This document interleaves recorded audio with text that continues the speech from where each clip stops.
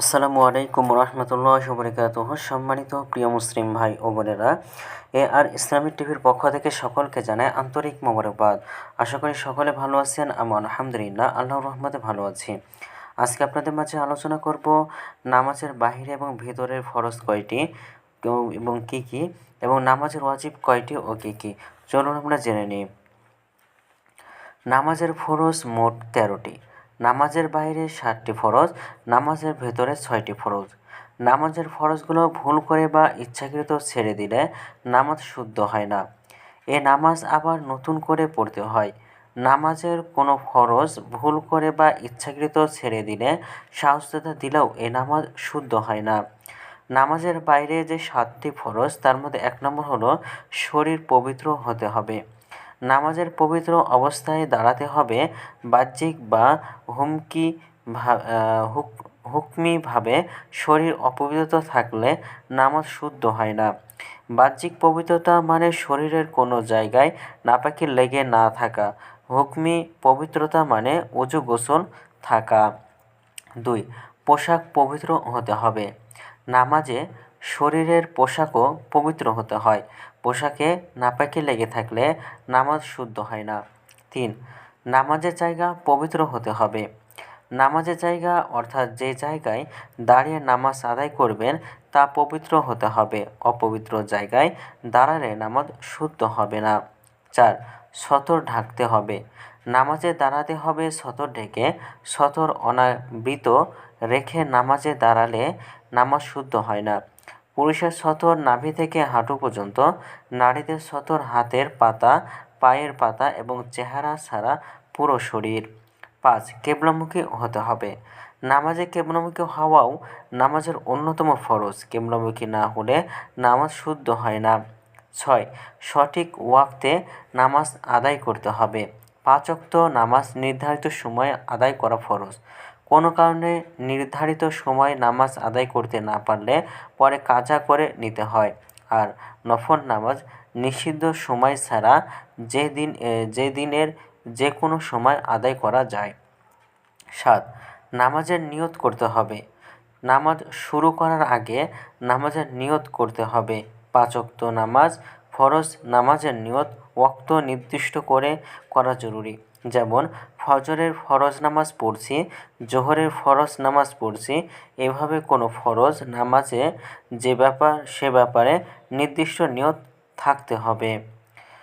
নামাজের ভেতরে যে 6টি ফরজ, এতক্ষণ যেটা আলোচনা করো এটা নামাজের বাইরে, নামাজ শুরু হওয়ার বাইরের ফরজ। এখন যেগুলো আলোচনা করবো সেটা হলো নামাজে নিয়ত বান্দার পর থেকেই এগুলো। তো নামাজের ভেতরে যে 6টি ফরজ, তার মধ্যে 1 নম্বর হলো শুরুতে তাকবীর দিতে হবে, অর্থাৎ তাকবীর দিয়ে নামাজের মধ্যে প্রবেশ করতে হবে।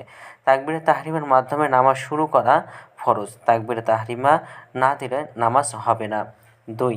ফরজ এবং ওয়াজিব নামাজ দাঁড়িয়ে আদায় করতে হবে। ফরজ এবং ওয়াজিব নামাজ দাঁড়িয়ে আদায় করা ফরজ। যদি কোনো গ্রহণযোগ্য ওজর বা অসুবিধা না থাকে, গ্রহণযোগ্য অসুবিধা থাকলে বসে বা শুয়েও আদায় করা যায়। আর নফল নামাজ ওজর না থাকলে বসে আদায় করা যায়। 3. কোরআন তেলাওয়াত করতে হবে। নামাজের প্রতি রাকাতে কোরআনের অন্তত একটি বড় আয়াত বা 3টি ছোট আয়াত তেলাওয়াত করা ফরজ। সূরা ফাতিহা তেলাওয়াত করা এবং সূরা মিলানো ফরজ নয়, ওয়াজিব। 4. রুকু করতে হবে। নামাজের প্রতি রাকাতে একটি রুকু করা হলো ফরজ। 5. সেজদা করতে হবে। নামাজের প্রতি রাকাতে 2টি সেজদা করা ফরজ। 6. শেষ বৈঠক করতে হবে। নামাজের শেষে তাশাহুদ পাঠ করা যায় এবং এই পরিমাণ বসা ফরজ। শেষ বৈঠকে তাশাহুদ পাঠ করা ওয়াজিব। 4 বা 3 রাকাত নামাজে 2 রাকাতের পর বৈঠক করা এবং তাশাহুদ পাঠ করা ফরজ নয়, ওয়াজিব। এখন আলোচনা করব নামাজের যে 14টি ওয়াজিব, সে 14টি ওয়াজিব সম্পর্কে। 1 নম্বর হলো প্রত্যেক রাকাতে সূরা ফাতিহা পড়তে হবে। 2. প্রত্যেক রাকাতে সূরা ফাতিহার পর সূরা মিলানো কমপক্ষে 3 আয়াত অথবা 3 আয়াতের সমকক্ষ 1 আয়াত পরিমাণ তেলাওয়াত করতে হবে। 3. ফরজ নামাজের প্রথম 2 রাকাতকে কেরাতের জন্য নির্ধারণ করতে হবে। 4. কেরাত, রুকু, সেজদার মধ্যে ক্রমধারা বা তারতিব ঠিক রাখতে হবে। 5. কাউমা করা অর্থাৎ রুকু থেকে সোজা হয়ে দাঁড়াতে হবে। 6 জলসা করা অর্থাৎ 2 সেজদার মাঝখানে সোজা হয়ে বসতে হবে। 7 তা দিলে আরকান করা অর্থাৎ রুকু সেজদা কাউমা জলসা কমপক্ষে 1 তাসবিহ পরিমাণ স্থির থাকা। 8 কাদায়ে উলা অর্থাৎ 3 বা 4 রাকাত বিশিষ্ট নামাজে 2 রাকাতের পর বৈঠক করা। 9 প্রথম এবং শেষ বৈঠকে তাশাহুদ পড়া। 10 ফরজ মাগরিব এবং ইশার প্রথম 2 রাকাতে ইমামের জন্য উচ্চস্বরে কেরাত পড়া এবং জোহর এবং আসরে ইমাম একাকী নামাজের অনুচ্চ শব্দে কেরাত পড়া। 11 সালাম ফেরানো অর্থাৎ আসসালামু আলাইকুম ওয়া রাহমাতুল্লাহ বলে নামাজ শেষ করা। 12 বেতেরের নামাজের দুআয়ে কুনুত পড়ার জন্য অতিরিক্ত তাকবীর বলা এবং দুআয়ে কুনুত পড়া। 13 দুই ঈদের নামাজে 6 তাকবীর বলা। 14 প্রত্যেক রাকাতের ফরজ এবং ওয়াজিবগুলো তারতিব ধারাবাহিকতা ঠিক রাখতে হবে। তো এই ছিল আমাদের ভিডিওটি যদি আপনাদের ভালো লাগে তাহলে অবশ্যই চ্যানেলটি সাবস্ক্রাইব করে পাশে থাকবেন। ধন্যবাদ সকলকে। আসসালামু আলাইকুম ওয়া রাহমাতুল্লাহি ওয়া বারাকাতুহু।